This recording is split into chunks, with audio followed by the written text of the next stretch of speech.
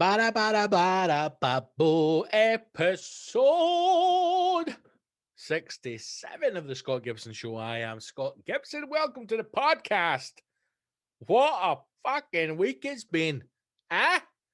Wall Street has been attacked by the Rebel Alliance. You know? The Rebel Alliance are attacking the foundations of the rich bastards living, and they don't like it. There's hedge fund managers, overlords on American news crying their fucking eyes out because they're seeing billions.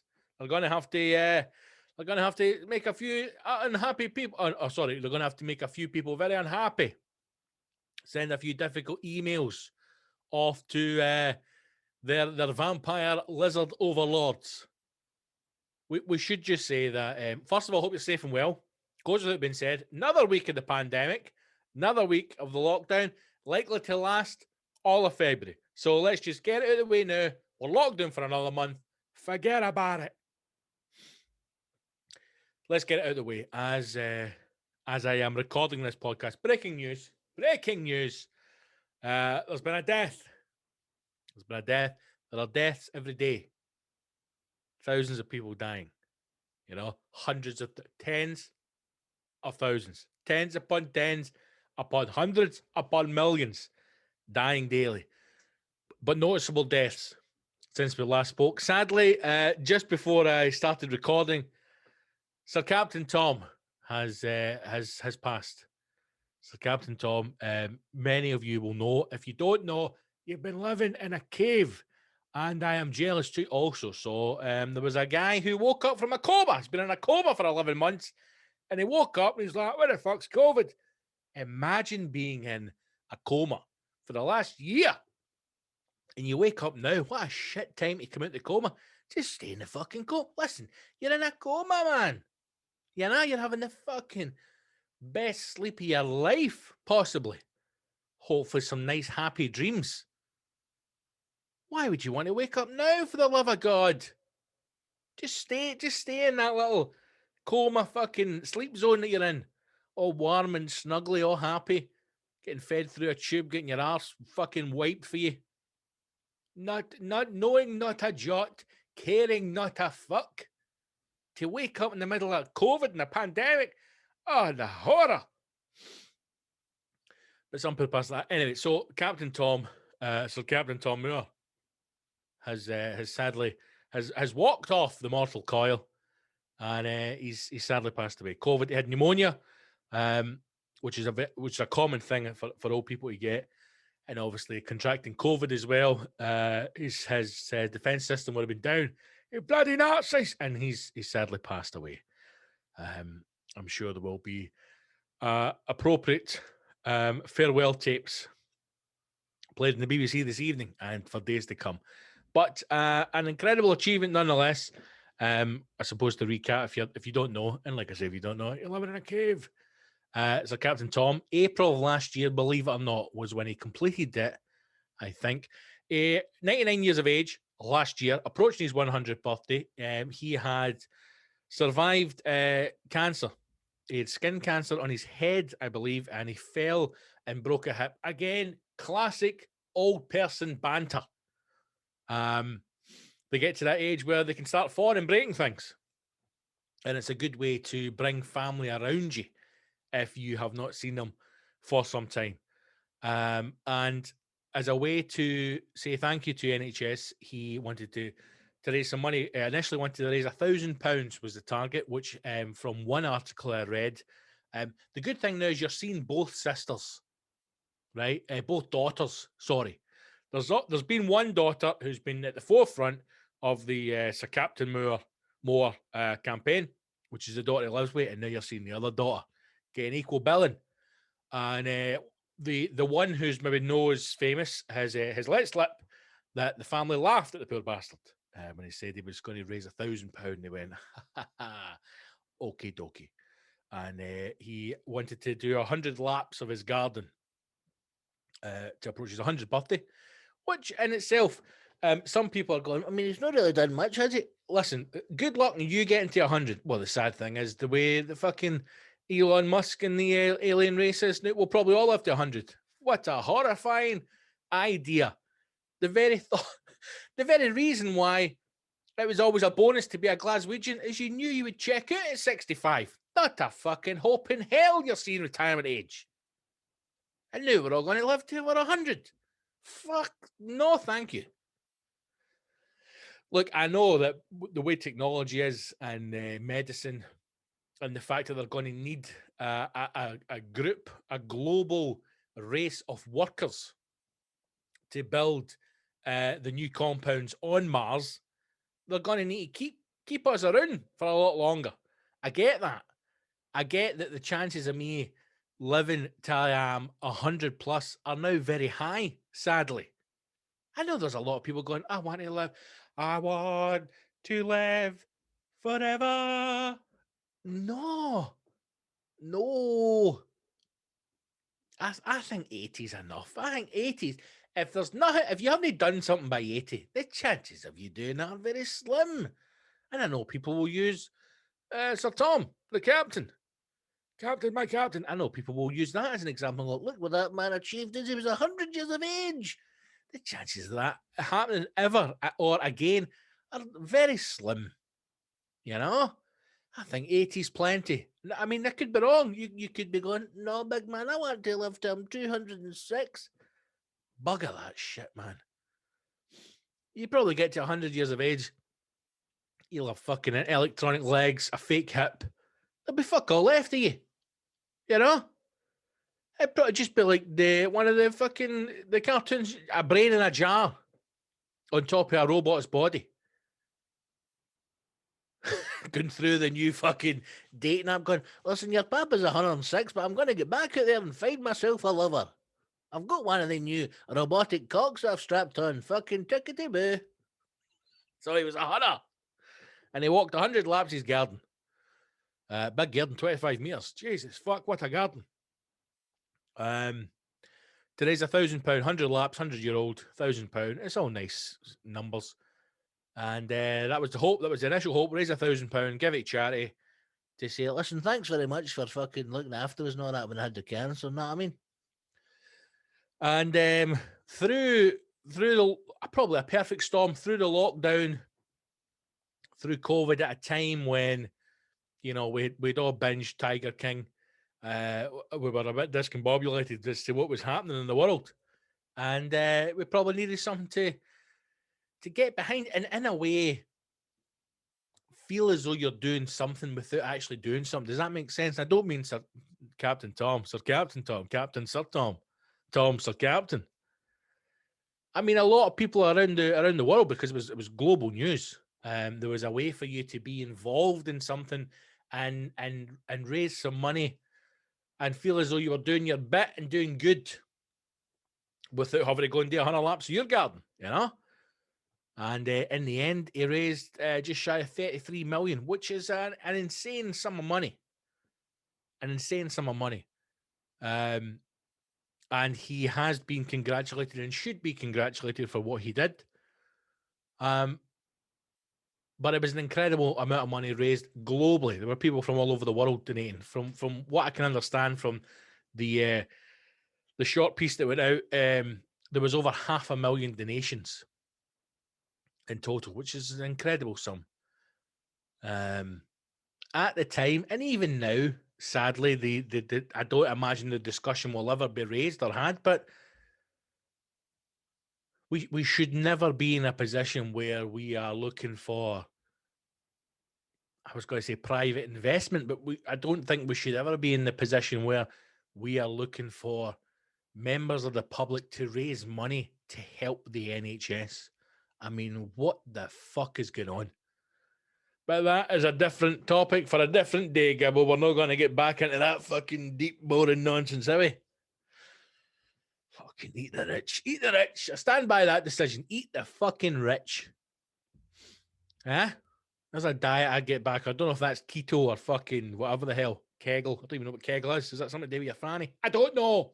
Eat the fucking rich. Anyway, God bless you, Sir Tom. no longer with us, has passed on. So I'm sure Michael Ball is fucking raging, man. Raging!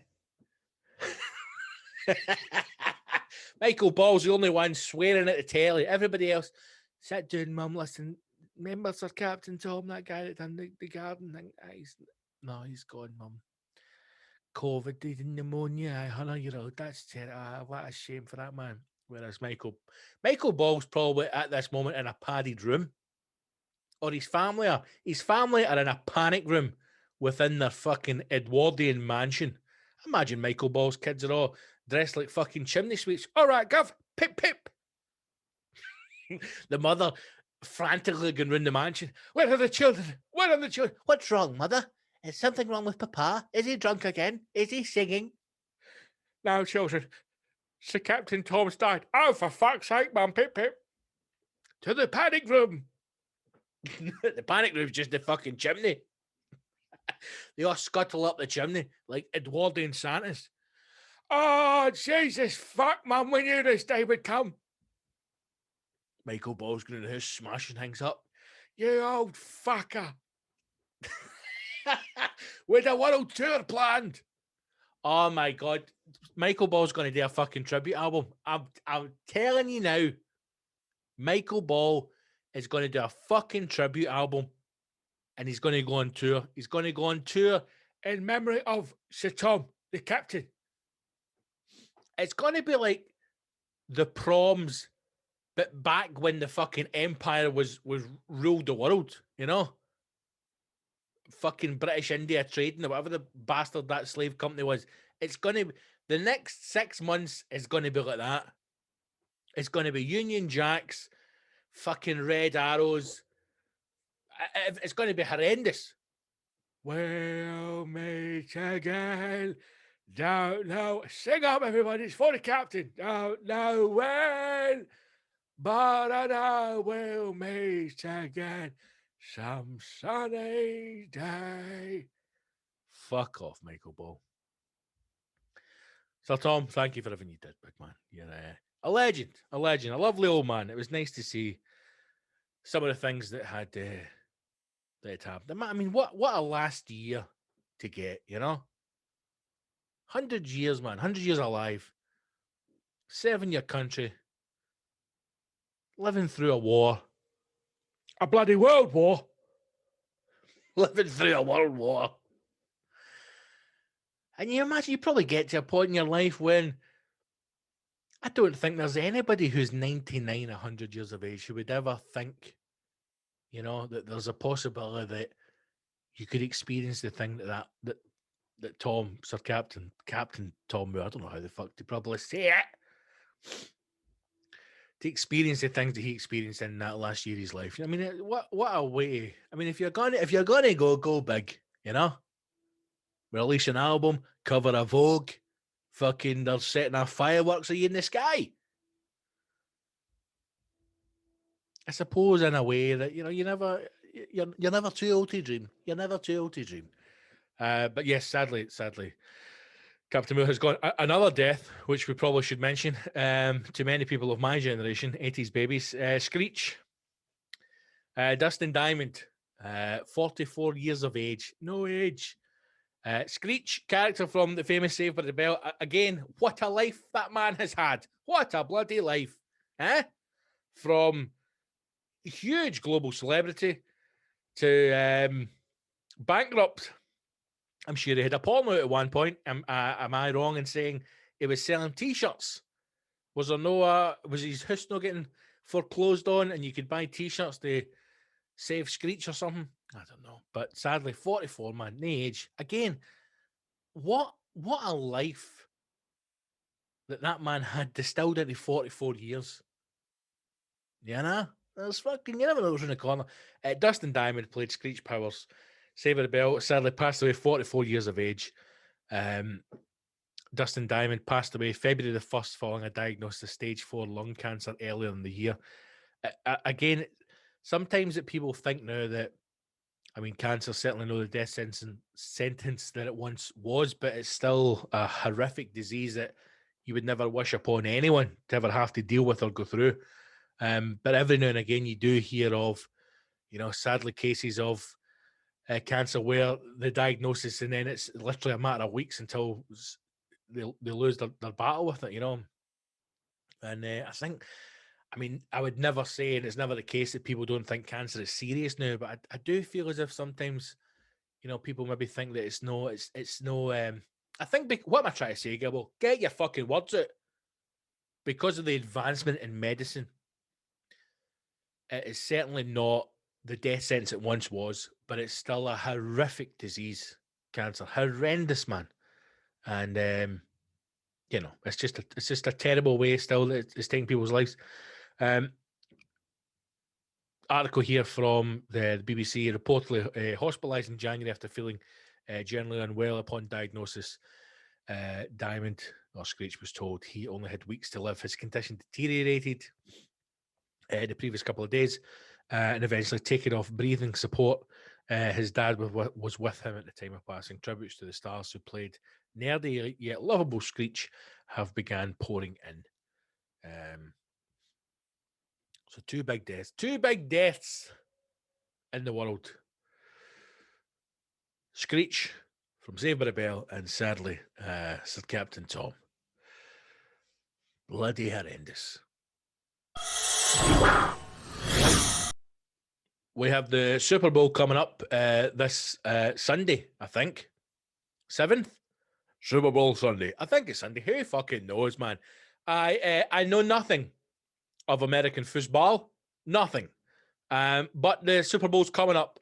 Very much like the, occasionally you go to church. You'll maybe drop in for the Christmas celebration, possibly a christening, a wedding. Other than that, you will never attend. That is my relationship with American football. I know it exists. I understand it's there. I'll drop in for the big games, which is the Super Bowl final. Who's performing this year? That's always the exciting thing. The Americans, sport in America, they make it that they have the greatest sports in the world. They don't. Football, greatest sport in the world. I don't care what you say or what you think. It's fact. They call it soccer because they're arseholes. What we talk about here, right? Super Bowl final 2021. Here we go. Official Super Bowl tickets. You can still get tickets. How you get tickets for the game? What are you talking about? Is it because it's in Tampa? No, gotta be. I think I've just clicked on the ultimate Super Bowl experience only with On Location. Surely you can't. Surely they're not having people in the fucking stadium, are they, for the game? The bastards. Are they? No. What am I on here? What website is this? NFL giving free Super Bowl tickets to 7,500 healthcare workers, right? So there is people going to be there. In the name of Christ, surely not. Kansas City Chiefs versus Tampa Bay Buccaneers, February 7th, Raymond James Stadium. Where the fucking hell is that, man? This shows you how little I know about I don't even know what the fucking final is. Oh my, they're fucking selling tickets $5,000, $5,500. Virtual experience. Commemorative Chiefs gift. Virtual experiences. Let's see what's going on. Let's click on this, man. This is the joy of podcast, and we're live with fucking computers here. No. Oh my God, they're actually having this again. What? Do you know what? See, sometimes when I see things like this, what is the fucking point? What is the point of even? What is the point of any more Gibble? I don't know, man. We're sitting here locked down, schnibbed, can't he fucking move, can't he end, can't he book gigs, can't he book tours, can't he fuck all, and yet America is going to have literally tens of thousands of people in a fucking stadium for a final. What is the bloody point anymore? The only countries that seem to be doing well, and I'm not going to keep talking about COVID, but the only countries that seem to be making any progress are the countries that just go, lock the fucking door, don't let a single bastard in, and nobody leaves. Even if people are, but excuse me, I don't live in this country and I'm trapped. Couldn't give a flying fuck, mate. get a hotel or buy a house, because guess what? You're now officially a New Zealand citizen. So shut your fucking mouth. I've got to go home to America. No, you don't, cunt. You fucking live here now. Or somebody's like, I need to come home to New Zealand. No, you don't, dickbag. You should have been home. And guess what? Wherever you are, you fucking live there now. No, America. America's like, wear a mask, don't wear a mask. QAnon, man. It's all lizards. Who gives a fuck? Wall Street's collapsing. Fuck it. It's the Super Bowl. Rock, flag, and eagle. Have a full stadium. You want to fly to the UK from America? Fucking in you come, big boy. Who cares? Who cares? I can't believe there's going to be people in the stadium. Can't believe it. Cannot believe it. But there you go. So you've still got time. You've still got time. If you want to go to the Super Bowl, well, why not buy a ticket? $5,500. Seems reasonable. Seems reasonable. The only reason I'll be watching it, like I said, big games. But I put a tweet out a few years ago, a number of years back, saying I want to get into the American football. I never done it. Like a lot of things I said I was going to do, I never done it. I think I want to have a team. Finish the story, Gibble. What is going on with my brain today? I'm all over the place. Put out a tweet a few years ago saying, I really want to get into American football, guys. What team should I support? Are there any teams out there that want a new fan? Ha ha ha. Hashtag rock, flag, and eagle. Hashtag USA. And the Chiefs, the Kansas City Chiefs, the actual Chiefs, the Chiefs, the Chiefos, the Chiefies, the Chiefeffies, as they're known to their fans, hardcore fans, the Chiefeffies. The Tomahawks, the Hawkies, the Tomos, the two team were back, saying we would love you to be a Chief. And since that day, I have been a Chief. Now, have I watched a Kansas City Chief match? No. Do I even know where Kansas is? No. Do I know anything about them? Yes. They play in orange. So a good orangeman. The Kansas City Chiefs are the Rangers of the American Football League. The Orangemen. Good Protestant team there. The Kansas City Chiefs. Other than that, not a clue. But they're in Super Bowl final, and so I will be supporting my Chiefs, supporting the boys. Let's find out. Kansas. There we go. Kansas City Chiefs. Kansas City Chiefs, based in Missouri. Andy Reid, head coach. Love Andy's work. Kansas City Chiefs put 2 players on COVID-19 reserve list. Oh, Jesus. We're losing boys to fucking COVID, man. Who's performing at Super Bowl final? That's always a good one. Who's performing at Super Bowl? The Weeknd. I have heard of him. 2021 Super Bowl halftime show. But it's going to be the Weeknd. So, lots to look forward to there. But hopefully Kansas can bring the trophy home to Missouri. The Kansas City boys.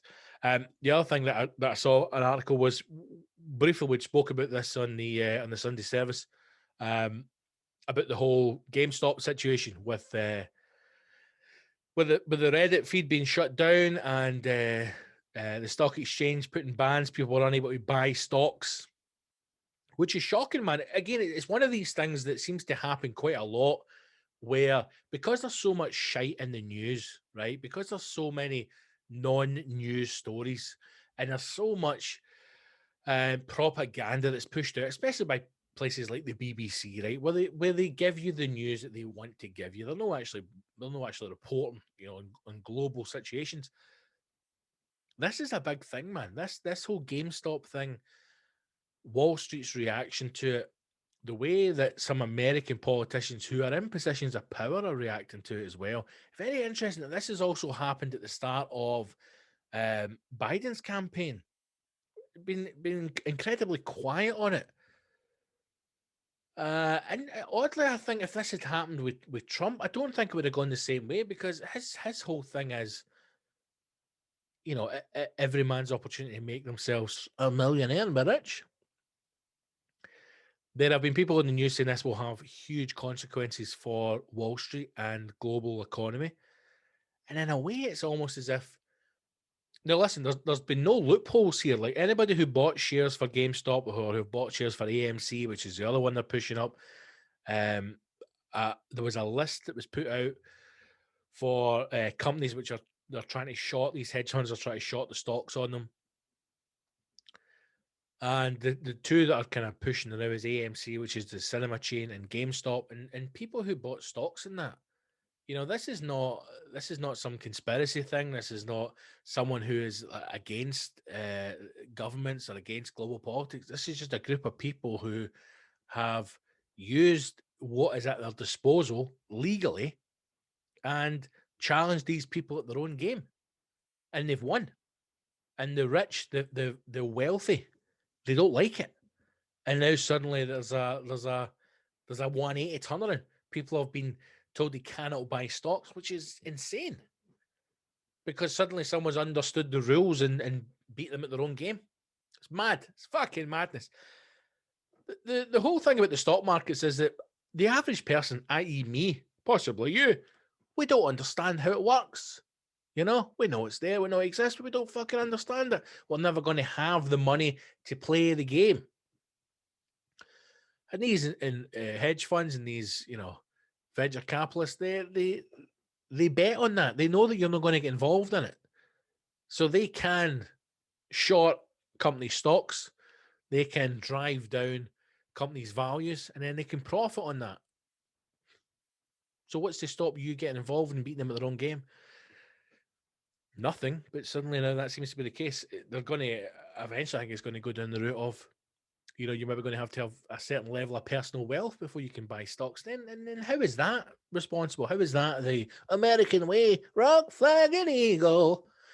I don't know. But this thing I saw was a guy who had, he'd made $30,000 from the initial investments in GameStop, and he used it to buy computers. He used it to buy games consoles to give to a children's hospital. This again is from Sky News. 20-year-old university student, 20 years of age. Think what you were doing at 20. God, when I was 20, in the name of fuck, what a drunken mess I was. 20 years of age, 20-year-old university student who cashed out $30,000 from his GameStop shares, used a chunk of the earnings to buy multiple games consoles for a children's hospital at 20 years of age. Can you imagine sitting down with your mates at 20 and trying to explain to them that we should use our fucking weekend booze and or drug money to invest in a fucking game? Listen, lads, we all need to get our money together, right? Have a weekend after weed, nae hash, nae booze. Here, listen, just hear me out, right? Nae chips and cheese, nae takeaway, nae booze, nae party, nae hash, nae coke, nae nothing. For one weekend, right? We all bundle together and we buy stocks and fucking Blockbuster Video. Hear me out, boys. Hear me out. We're going to be millionaire. You did get fucking leered. But this young boy, the youth of today, man, you know, 20 years of age, cashed out 30 grand for his stocks. So the fucker's probably got more money tied up in there. Mechanical engineer student, Hunter Khan. What a Hunter Khan, man. Yeah, I'm Hunter Khan, venture capitalist. Hunter Khan. What a name. Sounds like a bad guy for Star Wars. Khan. Hunter Khan was among a number of amateur investors and Reddit users who put their money into GameStop, cashing it in, causing its worth to increase dramatically. Khan bought numerous shares at $30 in an effort to prove wrong the big boys of Wall Street, blah, blah, blah, blah, blah. As a result, Wall Street and hedge funds lost millions of dollars. Good. The stock jumped 1,000%, over 1,600% over the last month, and last Wednesday, January 27, Khan cashed out at $30,000 after stock trading app Robinhood was accused of being hypocritical for preventing amateurs from stealing from the rich. The 20-year-old decided, what is wrong with me? What is wrong with me today? I can't speak. I can't read. I've not been fed today. That's the problem. I've not had a proper breakfast. I've not had a lunch. It's now 5:30. I'm fucking starving. I've not drank enough water or coffee today. Today's just been a bad day. Today's been a bad day. But I'm persevering on. Can, who lives in Stillwater, Minnesota, spent more than $2,000 donating 6 Nintendo Switch Lites, 2 Nintendo Switches, multiple games, eShop gift cards, screen protectors, and cases. He told CNN there was no group of people more deserving of receiving a bunch of video games than some kids going through a hard time. That is nice of you, mate. That's nice of you. Further explaining his decision, a post on Instagram, he wrote, as a beneficiary of the recent events on Wall Street, I think it's important that myself and others pay forward our good fortune. These events have highlighted a lot of corruption, and with the transfer of power, it's important that we don't become men in suits ourselves. I am proud to announce my humble donation of 6 Nintendo Switches and games to go to the Children's Minnesota Hospital. Can't stop, won't stop. Go on, son. Then there's a picture of him outside the hospital with the stuff. Do you know what? As much as the emphasis seems to be on the reporting of Wall Street and how the people in power are telling you that if you go against them, it will somehow be detrimental to you. You know, if you try and step up to power, if you try and use the same, tactics of war that these fuckers impose on us, somehow it will go against you. It's fucking bullshit. It's lies. It's amazing still to me that even right now in 2021, of everything that we are seeing and the children that are starving in this country, the way in which the way in which the country's been handling COVID, and I am talking north and south of the border, because fucking the SNP and Sturgeon isn't getting a pass this time. We will continue, England will continue to vote fucking Tory. They'll continue to vote them back in again, because for whatever reason, they believe that eventually someone's going to help them or they'll turn the corner. It's never going to change, man. I'm not saying there needs to be some kind of revolution and we should rise up and take to the streets. But things like this, we need to start taking a bit more interest in it. Things like Wall Street pushing back, things like global powers pushing back and suddenly telling you, no, listen, I know that for the last 40, 50, 60 years, many of us, I'm in my mid-30s, people similar ages, people who can't get on the housing market, can't buy a house, can't find a job that's fucking worth doing, can't find something that actually pays them enough so that they can live a comfortable life. No going out, fucking getting paid $5,000 a week, partying like a rock star. A comfortable life, living in a nice house, living in a nice area, being able to pay your bills, have money in your pocket, go on holiday, live a fucking life, exist as a happy human being. I know that many of us are unable to do that. And yet we see a small group continue to not only increase their wealth, but increase their wealth by dramatic amounts. And then when someone finds a way to beat them at their own game, there is an uproar because they have lost out. They being that top 1%, that controlling power, that they've lost out in a way. And you should be upset by that and go, listen, look, all right, you found it. You understand how we play the game and you beat us at our own game this time. Oh, what are you like, you fucking little scamps now? Tell you what, give us all that money back and we'll give you an extra 50 pence an hour on your weekly wage. How does that sound? Okay, deal. Now get to fuck. Come on now, give us the money. Eat the rich, man. Eat the fucking rich. Sticking on the subjects of America, which is still my favorite country. You know, it is. I like them. I like America because they're batshit crazy, and I love them. And when I saw this news story, I thought, in the name of fuck, we're all going to hell. Oregon, a state that you will know well, a big player in the election. Oregon has become the first state in the US to decriminalize the possession of small amounts of every single fucking drug. Not weed, not hash, not a wee bit of Colombian's finest. Every fucking drug.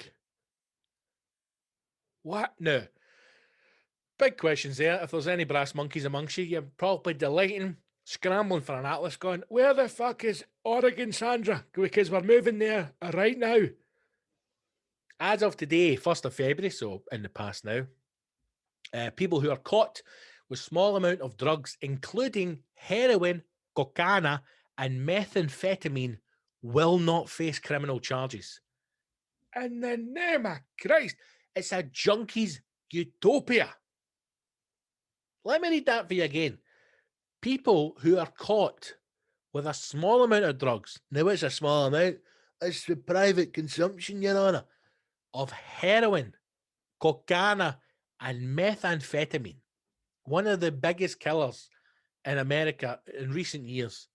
If you are now found with small amounts, you will not face criminal charges. Instead, they will now have the option of paying a $100 fine or else agree to go for a health assessment at a drug treatment facility. Mind blown. Listen, I understand that we've got to maybe do something a little bit different with the approach to how people deal with drug abuse, substance abuse, any kind of abuse, really.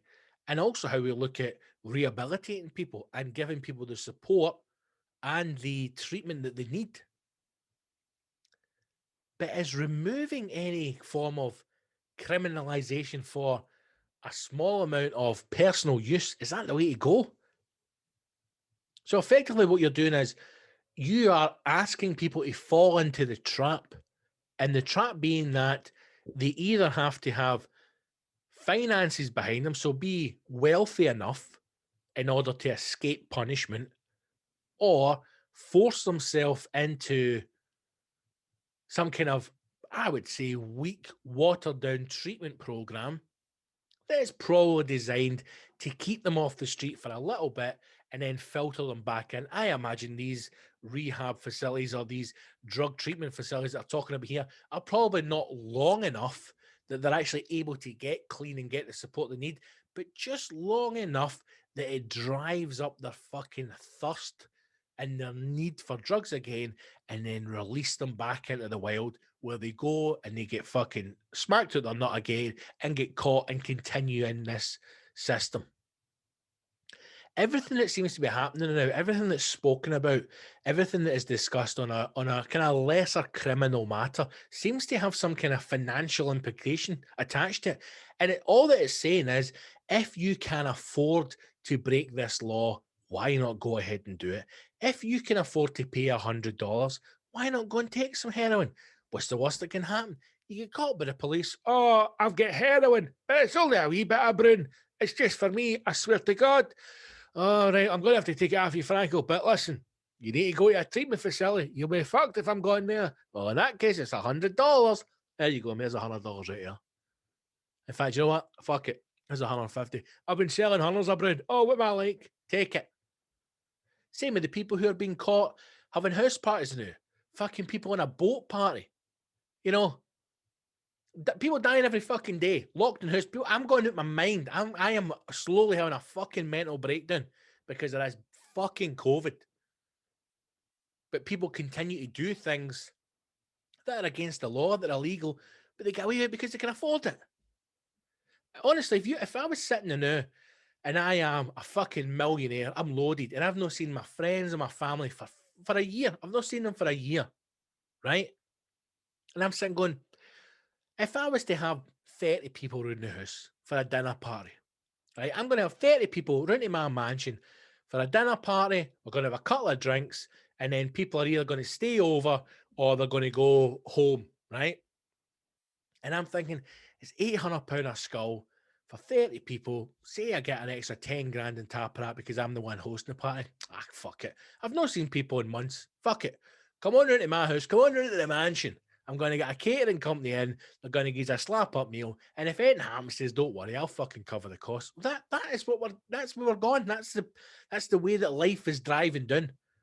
There's no consequences anymore as long as you are rich enough to pay off those problems or you are connected enough. That's what's happening. This whole situation with fucking COVID that's put the world in is not like we once thought we're all going to come out of this better people and dead happy and nice to our neighbour and kumbaya, my lord, kumbaya. No, we're coming out this going, fuck you, cunt. If you've not got the money, you're not a human. You don't deserve to exist within the parameters of my new world that I have created. That's what's going to happen. When we come out of lockdown, it's going to be, can you afford to live in the new world? That's what it's going to be. And the rest of you are going to get driven into this fucking substandard, second tier existence where you can't go to certain places, you can't be in certain shops, you've got to mix with a certain group. It's like fucking the running, man. That's what's going to happen, man. That's what's going to happen. Fuck me, it's grim, innit? It's even, do you know, as I'm saying this, I'm going, that's exactly what's going to happen. Lockdown's going to come out, and there's going to be a list of countries that you can and cannot visit because there's going to be a certain cost involved. There's going to be a pay structure. Everything will be behind a paywall. You know, you can go, your kids can still go to school, but if you want them to go to like a really good school with good teachers, there's a safe school and it's clean and it's everything's looked after, you're going to have to pay for that. So you're then going to have to make a decision. Do I have the money to send my children to these new COVID fucking friendly schools? Or are they going to have to continue going to some council run shithole? So then you're going to have to think about that. But you can't get a job to pay for it. You can't stay where you're in because your council tax is going to go through the fucking roof. So you've got to move further and further back into the demilitarized zone, into the fucking Q zone, where council tax is a little bit less and you can afford to live there. But bins don't get emptied. Or if they are emptied, it's emptied by a guy who's going to fucking roundhouse kick your snowman to bits. Let's not even get onto that fucking topic. That's the future, man. That's the future we're going to get. Can you afford to live in the fucking new world order? And we're at a tip. It feels like we're at a tipping point now. And the other option is we all get together, we fucking storm Wall Street, and we watch it fucking burn. Mad Max style. Let's fucking convert a Volvo and live in the desert. Oh, I'm even making myself a little bit mad with that last one. I'm telling you, see in 5 years, see in 10 years, when we're all fucking in the demilitarized zone, lights out, power cuts are suddenly a thing that we're all dealing with now. You're going to sit back and go, remember that podcast we used to, remember when we used to listen to podcasts? Remember when electricity was a real thing?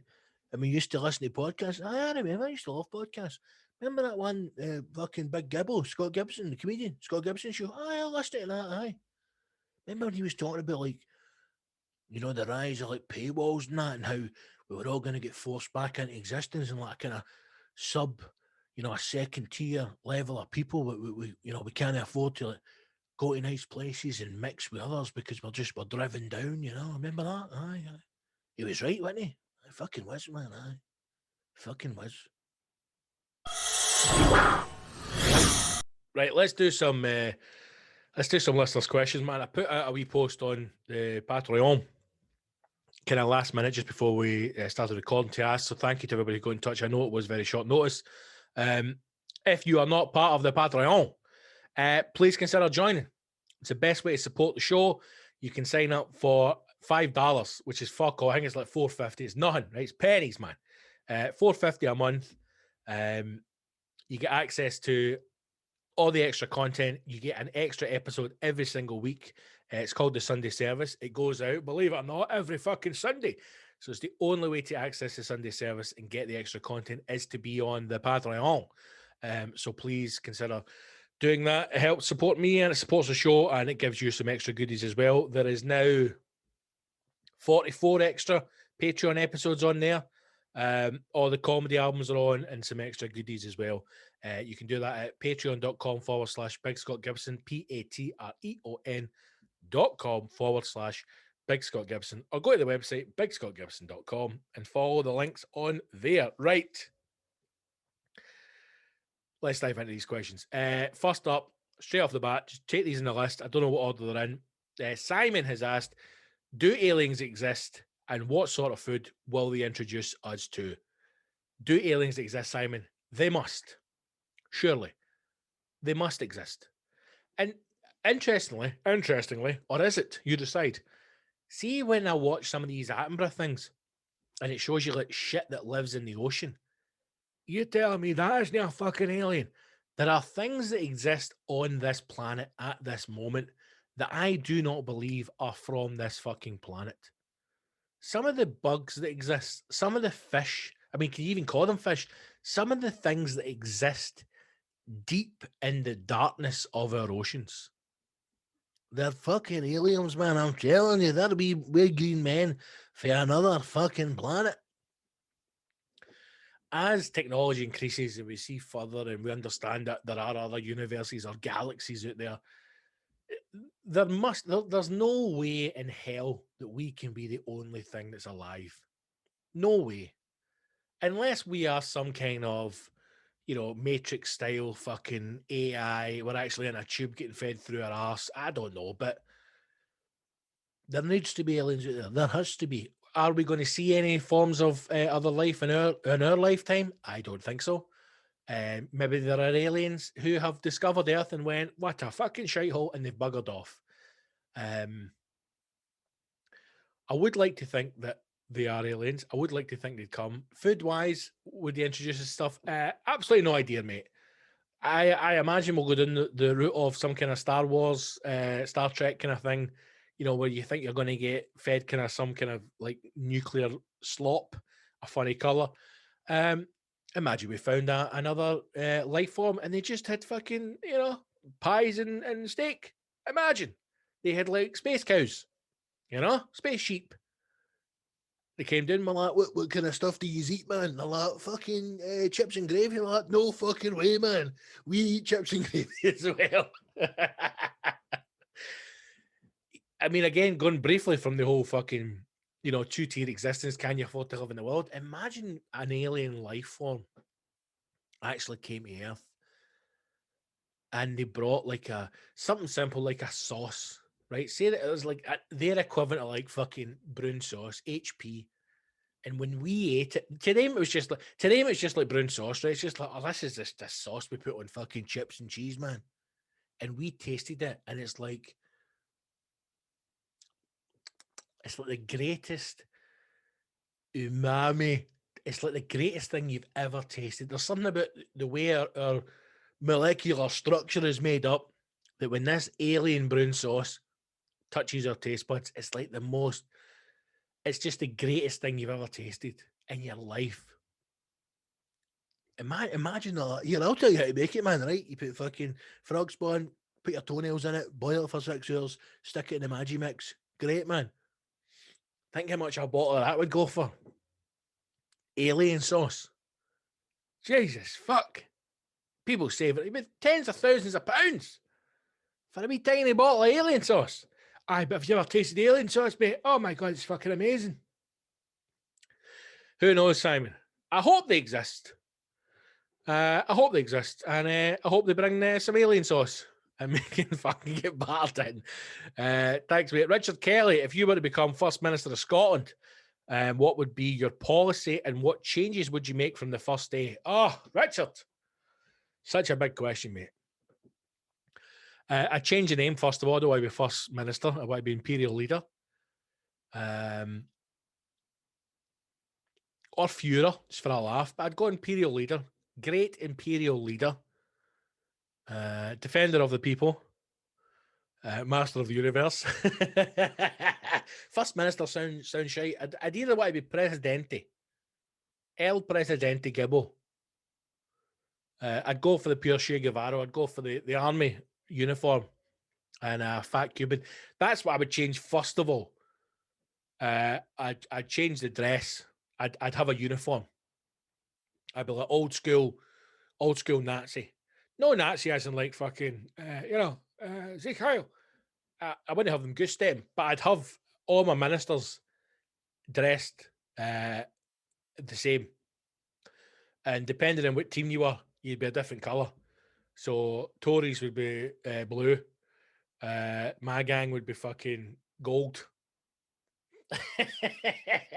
Labour's red, right?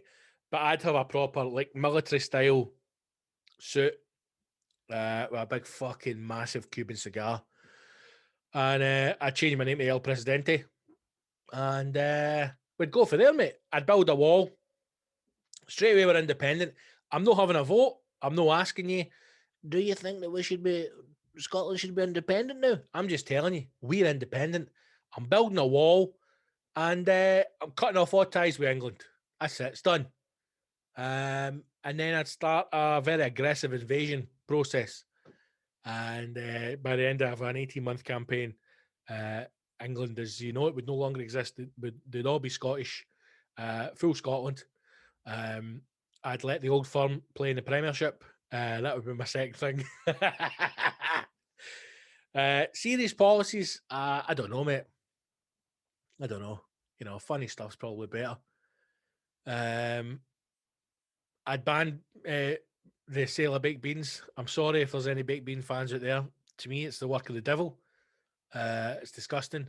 I think people who enjoy baked beans, especially cold out of tin, you need to get yourself into therapy. So I'd ban the sale of baked beans. And I know that there would be some kind of civil unrest in that. And the people would feel as though the new El Presidente is trying to turn it into a dictatorship. And I would go on the airwaves and I'd very quickly say that that is the case. You now live in a dictatorship. Shut your fucking mouth, or I'll send the death squadron to take you away in a van. And that's it. End of story, you know. I'd disband the BBC. I'd melt that down. And I'd bring in the new El Presidente news channel to get the message out to the people. I'd annex Edinburgh, even though I live here now. I would move the capital to Glasgow. I would annex Edinburgh. Edinburgh is now the no man's land. Doesn't exist. It's not a recognised country. If anybody wants it, they can have it. But I'd build a wall in Edinburgh on the ring road, and I'd shut it off for the rest of Scotland, because we know it's not technically Scotland.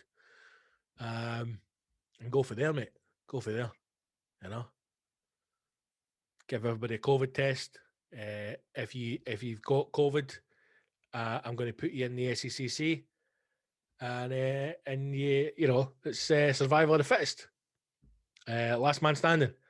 You're locked in there with a bottle of water and a Greg's, and that's it. There's no medical attention. You know, and if you survive, then you're we'll do the wee heat gun thing and we'll welcome you back to society. And those of you who don't make it, dog food. You know, again, people might think I'm a harsh ruler, but life's going to be good under El Presidente. Everyone gets a penguin. There you go, right? Obviously, we're shutting down Edinburgh Zoo. Everybody gets a penguin. That's it. And I know there's maybe not enough penguins to go around, so you get one for a month. And if you don't want it, you just say, listen, the wife's graph, I'm not having a penguin. You pass it on to your neighbour. And eventually everyone's got a shot at a penguin. Think how good that's going to be in a couple of years, you know? When people are like, Grandpa, tell us what it was like living under El Presidente. Oh, the cunt was half his nut, man. Honest to God. We all had a penguin. Sandra, get the photos out for the grandwins. You don't believe this, right? He fucking comes on the telly. Yeah, remember the fucking suit he used to wear with the big Harry Hill blazer thing? He's big foot. Remember the cigars? Oh, honest to God, guy was half his nut, man. So he comes on one night and we're going, right, what's he going to say this time? You know, we're all shiting ourselves because he thought it was going to put us back in the COVID death camps, you know. But fair to the big man, COVID was over in a month by the time he took over, you know. And he just comes on the telly and says, right, listen up, cunts. Everybody's getting a penguin. Here's how it's going to work. A guy for the El Presidente's High Council is going to turn up at the door. He's going to give you the penguin and a month's supply of penguin feed. And then you've got a penguin. And then once the month's up, you fucking get in a neighbour, moves down the street. And then by the time it gets to the end of the street, somebody for the council comes and picks it up. And I was like, no fucking way, man. And the first thing Monday morning, 8:30, doorbell goes, fucking penguin standing there in a selling tower. I was like, Jesus Christ, in you come. We called him Jinky, man. I had him for a month. Cracking wee guy. Loved a bath, man. Loved a bath. So there you go, Richard. We're in. We're changing the title to El Presidente. We are building a wall. We're invading England. We're annexing Edinburgh. We're putting COVID in the SECC and we're shutting that off. And everybody gets a penguin. I mean, if that doesn't sound like a great way to run a country, I don't know what is. I really want a penguin now. I really want a penguin. Right, next, Louise Thompson. Louise asked, is there a particular venue that is your dream to perform in? Yes, Theatre Royal in Glasgow. Long before I was a comedian, a man of mirth, a joke slinger, before I became a comic, I went to the Theatre Royal in Glasgow, and I have been lucky enough. I have performed in the Kings in Glasgow. I've performed in the Armadillo. Where else? Tron Theatre. What other theatres in Glasgow? That are nice. Don't know, but the people talk about the Kings a lot, and I think because the Kings is a wee bit scummy, right? You hear me out. I'm not saying the people who go to the King's Theatre are scum, far from it. But the way that the King's Theatre in Glasgow is run, it's a bit scummy, you know. You can hire it for private functions, very scummy. They have some people performing there who are cunts, and it's quite a, you know, it feels like the King's Theatre feels like a lady of the night, a twink boy, a young rent boy, if you will. It's been well used, you know. And any, if you have the money, you can play a game. You know, anybody can get a shot. Whereas the Theatre Royal, it's there's a little bit more class to the Theatre Royal. Not that I'm saying I am a bit more class, you know, but I mean, let's just be honest. Very highbrow, my comedy. You know, the from the burning koalas to the shooting in the bath. Very highbrow. But the Theatre Royal, if you've ever been in Glasgow, is it's a beautiful theatre, and it has history in it. And it just, to me, it's always felt a little bit better than the King's, I suppose. So it would be there. Since day one, I've always wanted to perform at the Theatre Royal. I don't think it'll ever happen. Sadly, I don't think I'm ever going to be in a position where I could fill a venue. It's 1,500 seats. Never say never, I suppose. You don't know what's around the corner, you know. I mean, look at Sir Captain Tom. I could sell out, but I'm 99-year-old. What a sad prospect that is. But never say never. You never know. But maybe the podcast will take off next year. We keep growing, you know, keep fucking adding people. Maybe we can get a couple of tours under our belts and build the audience. But it would be an absolute dream of mine. Let me just tell you what the dream is, right? Well, fuck it. We're being honest here, man. Let's just share with each other. I did my first ever show 2015. March the 20th, 2015 was the very first time I did a solo show. And it was the very first performance of my first show, Life After Death, which then went on to win the Newcomer Award at the Edinburgh Festival, being the first Scottish act in history to win said award. And I have always had a wee dream in my head that on the 10-year anniversary, so 20th of March, 2025, I would do the show again at the Theatre Royal in Glasgow. Is that likely to happen? I don't think so. But if I could somehow build a momentum between now and 2025 that I was able to do a show of that size, that would be an absolute dream come true for me. So maybe it'll happen. Maybe one day we'll get to perform there.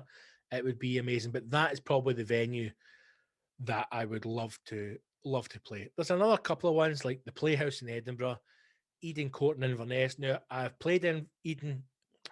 I go to Inverness every year with a tour, and I play at Eden Court, but in the small theatre, which is called the One Touch Theatre, which always I think sounds a little bit pedo, but to play the big room in Eden Court would be amazing. So I'd love to do that. But you know, you never know. You never know. Also with Greenock, man, see the Beacon in Greenock, that main room is stunning, man. It's absolutely stunning. I'm usually always in the wee room. I've played the big room once with another comic. There was a night when I did a show with Gary Little and Des Clark, and we were in the big room, and it was just amazing. And I was hosting it, and I remember thinking, God, I'd love to do my show in here. I'd love to do a full show in the big room because it's a beautiful theatre. But again, never say never. You know, it's 550, 600 seats, which just now is out of touch for me. But you never know. We might get there in a couple of years and keep building it. And certainly things like the podcast and even things like the quizzes, you know, has maybe opened up a new wee audience. So it would be nice to try and build that. But Louise, if there's one, it is always the Theatre Royal in Glasgow. That is the one that I hopefully one day will get to play. So thank you, Louise. Right, Andy Ward, with Glastonbury already cancelled for this year, can you see the Fringe going ahead in August, even at a reduced local event? No, Andy, I can't. The reason being, most people maybe do know or don't know. So Edinburgh Fringe Festival happens in August every single year, and in November the year before, you have to sign up to the Fringe if you want to perform the next year. That's effectively how long. It's a full. The Fringe Festival is a full all-round year thing. It's not, we don't decide in June or July if you're going to go. You have to sign up November of the previous year, which is tough sometimes because it's such a draining month, August. It really is. And then you have September and you get back into touring and you get into October and you start to feel as if you're getting kind of normal again, and you start to kind of, come back into the real world. And you usually get your payment in October from the Fringe, and then you have to start having those conversations, right? What have you got? And you're going, what have I got, man? I've just put a show together. Now I'm going to take it in turn. Well, we need another show. So you need to sign up in November. So it's a long process. It's the biggest arts festival in the world. So we're obviously past that now. We're now into February. Is it likely to happen? I don't think so. But you never know. You generally don't know. There could be something local, could be something smaller. Personally, I would rather it is the festival or it isn't, and that's it. I don't want it to be this diluted, watered down kind of half-assed thing. I would rather not have that. I would say it's best to leave it, wait until 2022, plan it properly, make sure everything is placed. There is also there is a lot of problems with the festival, a lot of problems. There's a lot of infighting. There's a lot of industry biased. There's a lot of things about the Edinburgh Fringe Festival that need to change. And I would rather that the festival take the time to make those changes. The acts, the comedians make the time to try and enforce the changes that they want. And then we come back with this kind of new and improved festival. Is that going to happen? I don't think so. Changes I would like to see. I would like to see more funding for Scottish acts, which is never going to happen. I would like to see more venues being financially available to comedians, i.e. it doesn't cost tens of thousands of pounds to bring a show here. It doesn't cost you 3, 4, 5, 6, 10 grand to hire a room for a month. Is that going to change? That's never going to change. I would like to see a pricing cap on tickets. I think every single ticket across the board should be £5. And that way it encourages more people to see more shows. Is that going to happen? That's never going to happen. So, what's the point maybe having that discussion? But I don't think it's going to be back this year. I think it will be too risky. I think the volume of people that would be in the city, I think is too much if we're just coming off the back of COVID. I think it's probably more sensible to hope that we get out of COVID soon, maybe by the summer. But I think it makes sense to give it a few more months, if not another calendar year, just to let things resettle again. So I don't think it's going to happen, but you never know. I've said for years as well, I would love to see the festival go on tour. I really would. And I know it's the Edinburgh Fringe Festival, but, it's a Scottish festival, and I would love to see it go on tour. And I think that might be a way for certain changes to be made, Yes, Edinburgh is an amazing city. It's an incredible city. Edinburgh is, let me say this about Edinburgh. Edinburgh is a great city, right? I love it. I do. I love it here. It's a wonderful city. But it is like London. And I know I joke about that sometimes and people joke about it, but it is like London. And it's like London in the sense of it's incredibly expensive to live here. It's probably the most expensive place to live in the UK. If you can afford to live in this city, it's a great city. If you can't afford to live in this city, it's just another city. And right now, to me, it's just another city. Obviously, it's down because everything's shut. you know, and hopefully things change once we get a COVID and goes back to it. But it is an expensive city to live in. And it's even more expensive during August. For fuck's sake. So I don't think it's going to happen. But yeah, and like I said, take it on the road, man. It would be great.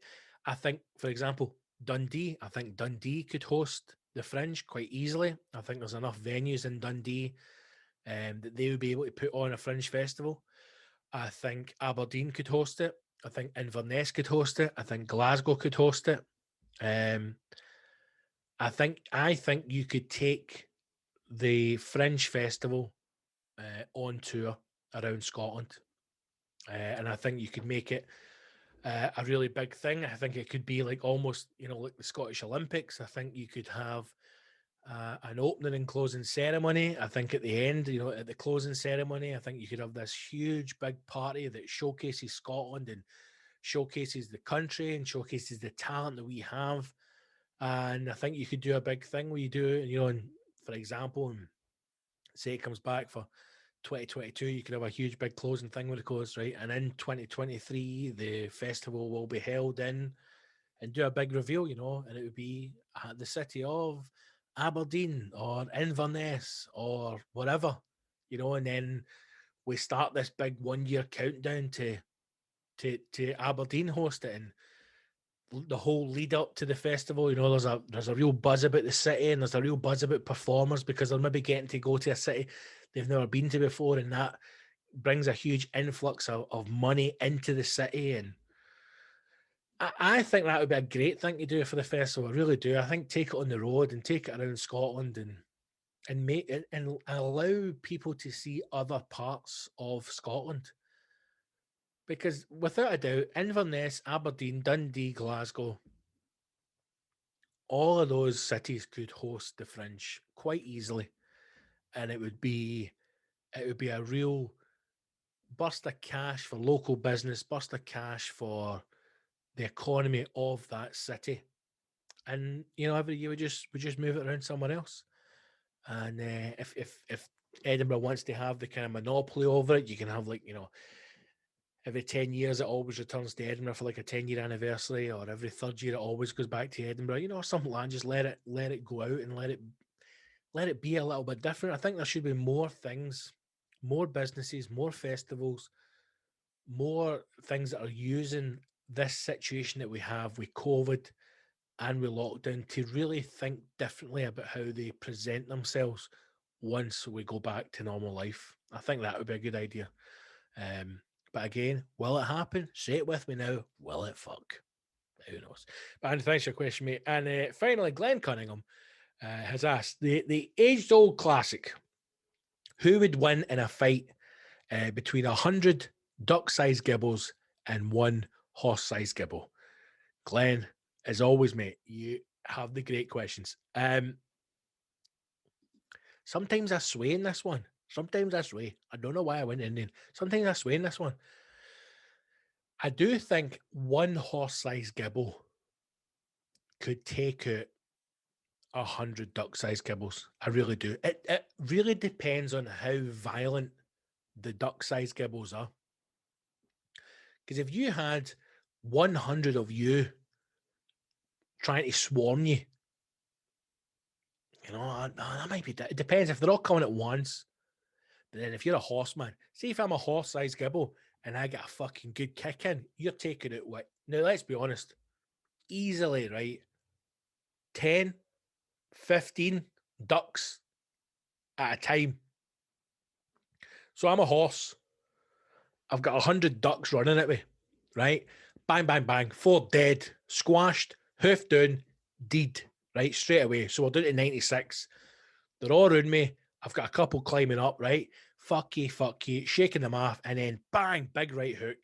Bang, big right hook. So I've just killed 30. I mean, what? We're doing to 64. Shaklacky. Suddenly we're doing to about 40 odd. They're getting a bit nervous. Yes, they've got a couple of nips in, man, but what are they really going to do to you? Then you just start picking them off, man. Shaklacky, pow, splash, squash, fucking teed, scalp.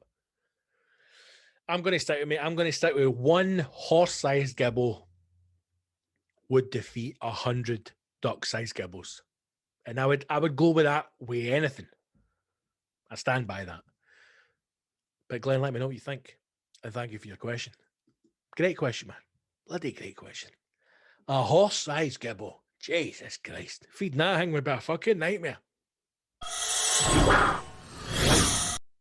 Right, let's finish up with this wee news story. Once again, thank you for listening to the show. If it's your first time, please do subscribe. The podcast is available on every single podcast player, and however you are listening to it, hit the subscribe button. New episodes come out every single Wednesday, and if you are part of the Patreon, you get an extra episode every Sunday, the Sunday service. So please do become a patron and support the show. Patreon.com/Big Scott Gibson, patreon.com/Big Scott Gibson. Right. We return to our friends at the Metro. A free newspaper, free for a reason, free because it's shite. James Hockaday. A new name to us. It feels as if the Metro is continually churning out new awful journalists. And when I saw this, I was enraged for one or two reasons. One, the guy's a fucking piece of human waste. And two, he's gone about this the wrong way. This is a review of something that we hold dear to our hearts. And he's ripped it apart. And he's a bastard. And we're going to dive into it. Let me just read you the headline. Frenchman, already I'm angry. Already I'm switching off, if I'm being honest with you.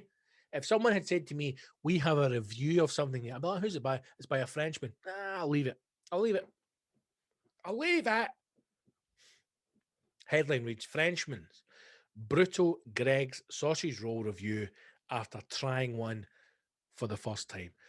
First of all, Greg's, and I to go back to one of the earlier questions, one of my acts as El Presidente, Greg's should refuse to sell their goods to anyone from France. I'm trying to think if there's any other countries that are as stuck up as the French. If there's anybody else that thinks everything they do is far superior to anyone else. People may argue the English or the British, but I don't think they feel as if theirs is the best or superior. They may find something that's better, steal it, and then claim it their own, like curry. So I don't think that, but certainly French going, oh, man, what is this, the Greg sausage roll? Fuck off, you cunt. It's no for you, Pepper Lip, you, right? Fuck off. So already I'm going to be angry with this review. I just know it. Greg's has also put a picture up of someone holding a sausage roll, which is quite clearly a vegan sausage roll. Don't tell me there isn't a difference. Despite living in the UK for over 2.5 years, so the cunt should have known better, Nicholas Henry, or to give him his proper name, Nicolas Henry, has managed to avoid the culinary delights of Greg's because he's a fucking wank. It was only on a Saturday after, as he nursed a stonking hangover, he was finally introduced by a British friend to the iconic bakery.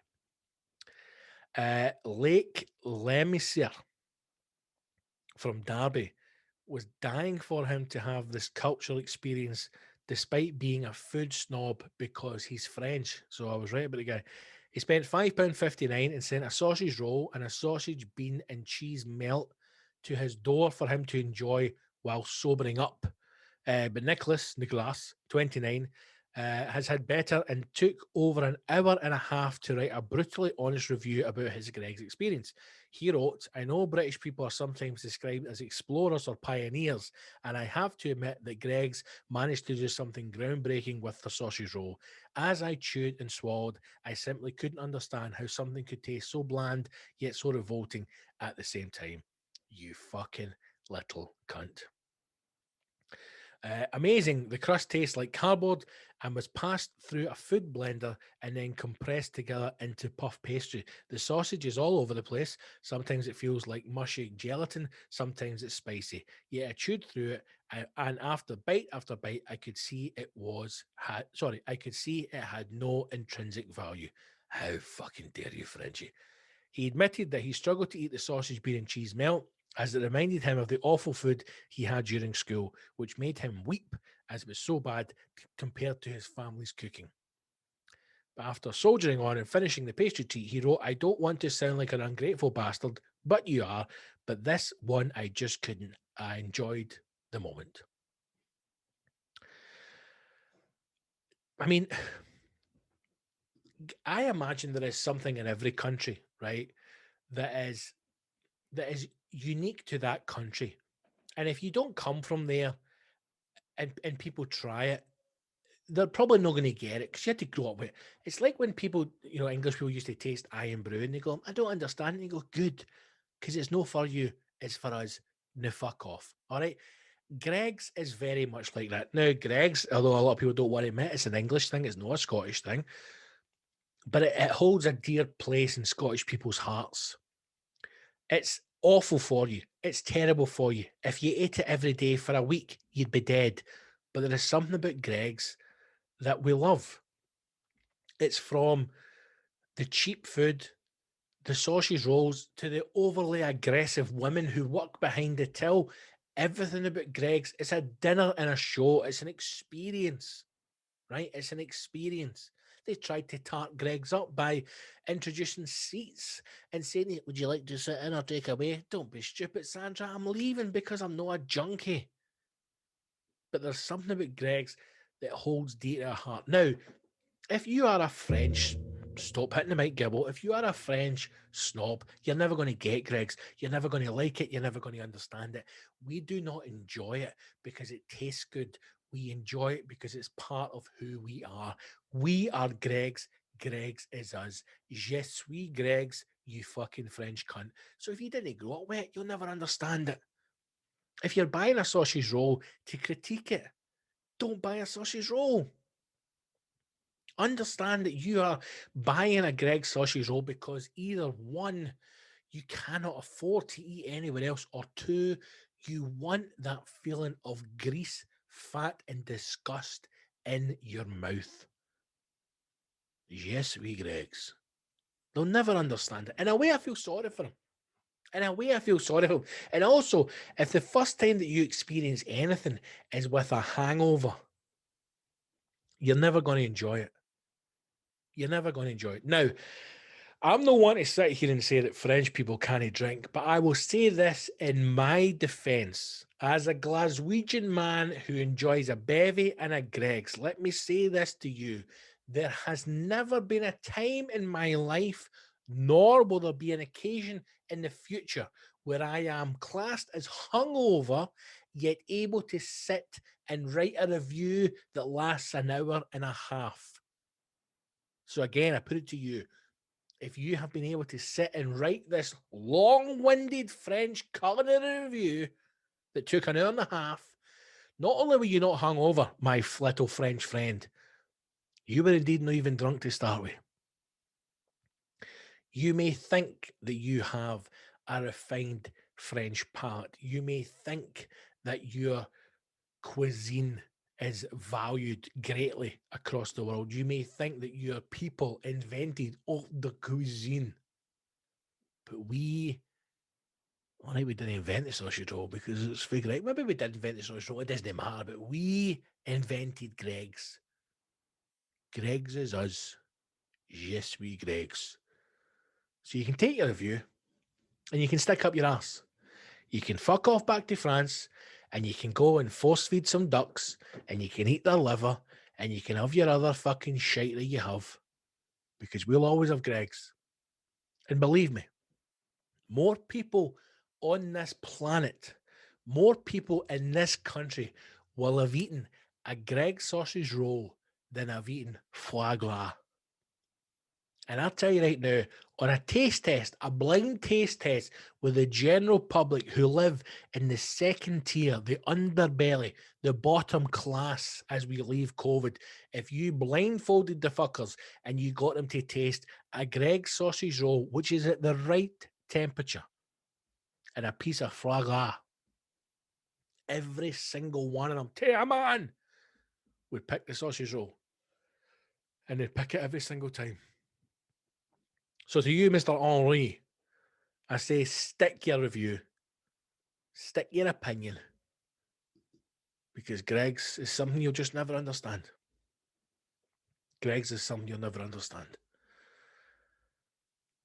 Yes, we Greg's. Yes, we Greg's. Right, team, that's us. We've got stuff we've not even spoken about. Again, man, we're just going on for too long. We've got Dubai has apparently shut the pubs. We need to talk about Amsterdam and the fact that they're going to be moving the red light district and trying to shut out the tourism. But we'll pick that up in the Sunday service. Right, thank you for listening. Subscribe to the show, share the posts on social media, help grow the numbers. If you are not on the Patreon, become a Patreon.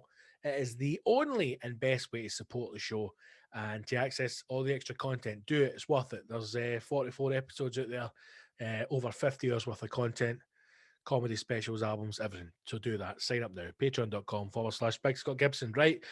Play the quiz on a Wednesday night. Other than that, nothing else to punt at the moment. Hopefully we'll have some gig news soon. But in the meantime, stay safe.